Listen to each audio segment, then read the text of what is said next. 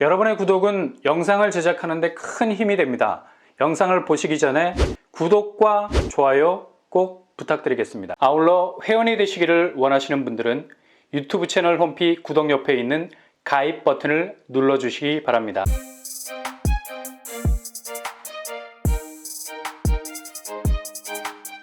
안녕하세요. 뻔뻔한 복덕바입니다. 지난달 전국에서 집계된 보증사고, 그러니까 전세보증금을 칼처럼 빼주지 못하고 질질 끌다가 그냥 쌩을 까버린 집주인들, 이건 뭐 정말 심각한 사고죠.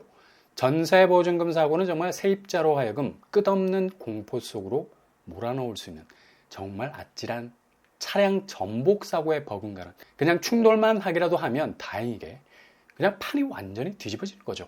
차가 한두 바퀴 거꾸로 굴러봐 정말 뭐 지구가 자전과 공조를 한다는 게 뭔지 몸으로 느끼게 될 정도로 위협을 당하게 됩니다. 전세보증금을 제때 받지 못하게 되는 세입자는 그냥 완전히 자기가 그래도 차곡차곡 모아놨던 시드머니, 종잣돈을 날리게 될 수 있는 엄청난 사건에 휘말리게 되는데요. 사람이 진짜 돈 때문에 생존의 위협을 느끼는 겁니다. 그 정도로 심각한 사건인데 이런 전세 보증 사고가 무려 23%가 증가를 했다는 거죠. 이거 굉장히 심각한 문제라 볼 수 있죠. 지금 전세가가 살짝 오르고 있는 추세여서 이런 문제가 전혀 발생하지 않을 것 같아도 실제로 워낙에 전세가가 고공행진을 했던 시기에 계약을 했다가 만기가 돌아오는 시점에선 그냥 반토막난 전세 계약을 해야 하니 집주인은 그냥 피눈물 나는 겁니다. 돈을 빼주지 못하는 거야. 그리고 이런 역전세 지표를 가장 뚜렷하게 보여주는 지표가 바로 경매죠, 경매. 그냥 집이 넘어가는 건데 심각한 건 경매 건수가 보증사고 증가 추세와 비슷한 흐름을 가지고 있다는 점입니다. 무려 7% 증가 추세에 있습니다. 아무튼 지금 한국은행이 묻지마 금리 동결을 하고 있어도 이미 금리는 고금리 궤적에 머물러 있는 거예요.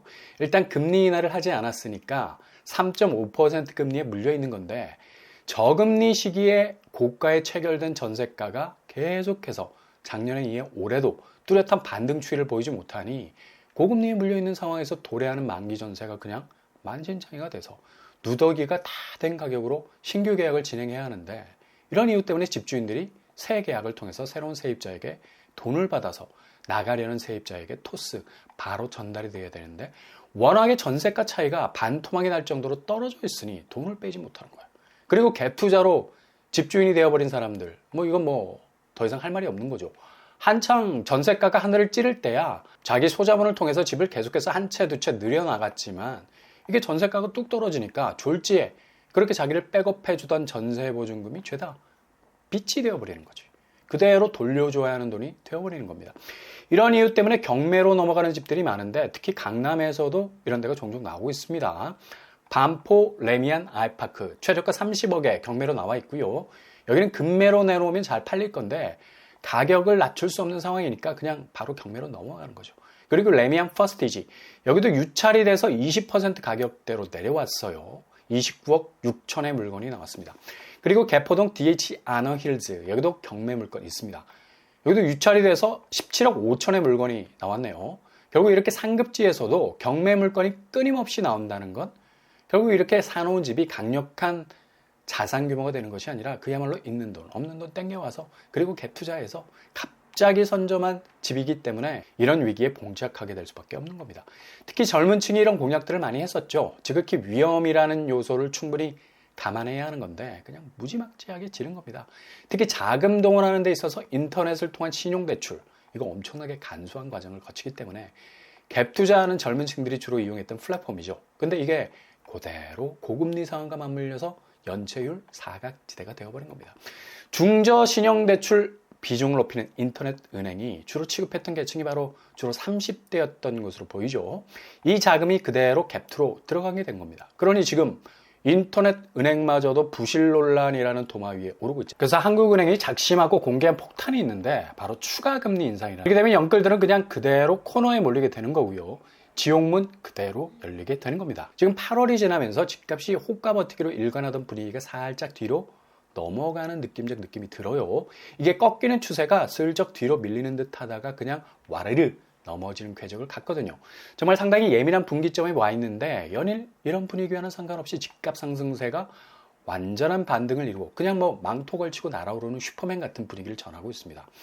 잠실 쪽 대표적인 집값 풍향계 잠실 엘스 5구제곱이 20억에 손바뀜을 하고 30% 이상 올랐다고 하는데 이걸 한번 까보면 실제로 5구제곱 거래가 9월 7일에 20억 거래가 됐어요. 근데 8월 거래 궤적을 보면 뭐 대체로 19억 선에서 18억으로 내려앉고 있었고요. 분위기가 좀 넘어가는 상황이죠. 18억대로 굳어져 가는 상황에서 16충 20억 거래가 나왔습니다. 근데 8월 거래에 비해서 9월 거래가 굉장히 미미해 보이죠.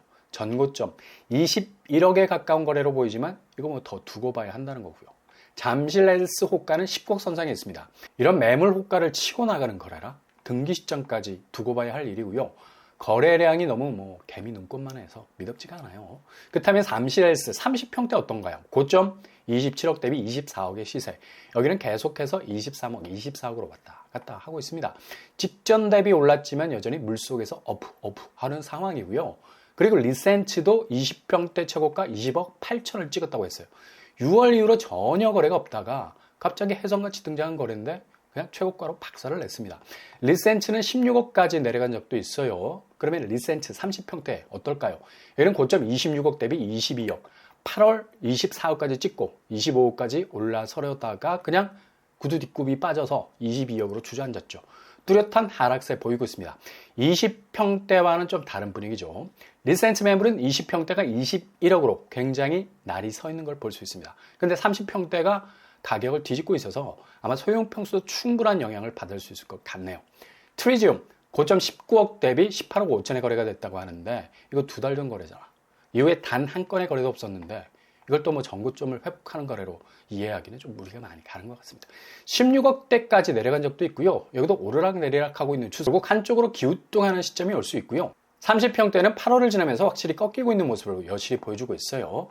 고점 24억 대비 22억의 거래가 나왔습니다. 그리고 잠실주공 5단지가 5구제곱이 25억에 거래가 됐다고 하는데 아니 눈을 씻고 봐도 5구제곱이 없는 거야.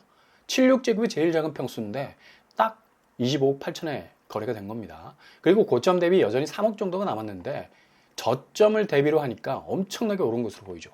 평수가 완전히 틀린 것으로 보이고요. 이건 아마 평수 파악을 잘못한 것으로 보이죠. 잠실주공 5단지에는 20평대가 없습니다. 이렇게 부동산 분위기가 살벌하게 돌아가는 상황에서 불꽃놀이를 터뜨리는 게 과연 앞으로 떨어질 일만 남은 집값에 대해서 무슨 긍정적인 작용을 할 수 있을는지는 조금은 심각하게 들여다볼 필요가 있다는 얘기죠. 그리고 송파구로 가보면 파크리오 고점 25억 대비 9월달 드디어 20억 거래가 깨지기 시작했습니다. 확실히 8월과 양상이 다른 것으로 보이죠. 비록 저층이지만 이게 마중물 역할을 할 것으로 보이고요. 9월은 파크리오가 21억, 20억, 19억 차츰 내려오는 양상 보이고 있습니다. 그리고 올림픽 패밀리에서 눈물의 손절거래가 나왔죠. 이분이 28억의 집을 샀어요. 근데 2년 만에 23억 6천의 집을 팔 수밖에 없었습니다. 무려 마이너스 4억 5천. 손실을 보고 팔고 나온 거죠. 정말 집주인 입장에선 피눈물이 나는 거죠. 이렇게 서둘러 팔고 나온 것. 분위기 감지를 하신 것으로 보이고요. 이분이 승자일지 패자일지는 2달 후면 명확하게 결과가 보일 것 같아요. 그리고 개포 DH 아낭힐즈 21억 8천의 거래. 여기도 23억 8천의 거래를 했다가 1년 3개월 만에 매도를 쳤는데 2억의 손실을 봤습니다. 서둘러 팔고 나가신 거죠. 급매로 던지신 것 같은데요. 이렇게 지금 서울 상급지 상황이 굉장히 다급하고 전달과 비교해서 확실히 다른 분위기로 움직이고 있다는 사실 분명하게 볼 수 있는 포인트 잘 찝으실 수 있길 바랍니다.